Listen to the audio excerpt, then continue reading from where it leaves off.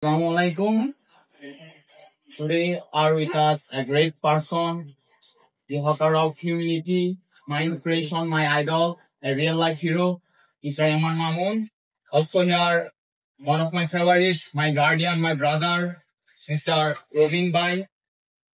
Also here, I think we get best librarian, Mr. Sanallah, and nameless many people. একজন বিখ্যাত ব্যক্তি বলেছিলেন যার একটি লাইব্রেরি আছে তার আর কোনো কিছু প্রয়োজন নেই।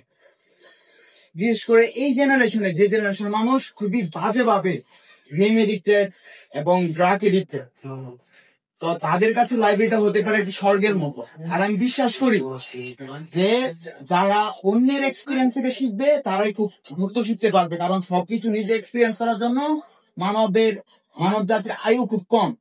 আমরা যদি একটু চারপাশ খেয়াল করি, যারা দেখবেন একটু শিক্ষিত বা যাদের মধ্যে একটু মনুষ্যত্ব বোধ আছে, তারা কিন্তু অনেক সুখী এবং অনেক হ্যাপি আছে।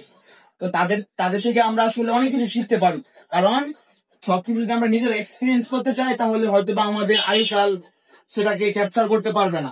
আর হাসনাবাদ পাবলিক লাইব্রেরি 2005 সালে প্রতিষ্ঠা হওয়ার পর থেকে আজ পর্যন্ত যারা যারা এটার সাথে জড়িত ছিল তাদের প্রতি আমার মন ভরা ভালোবাসা এবং তাদের প্রতি আমার দোয়া, তারা যেন এভাবে মানুষের মনুষ্যত্ব অর্জনে সাহায্য করে এবং সবসময় আমাদের পাশে থাকে।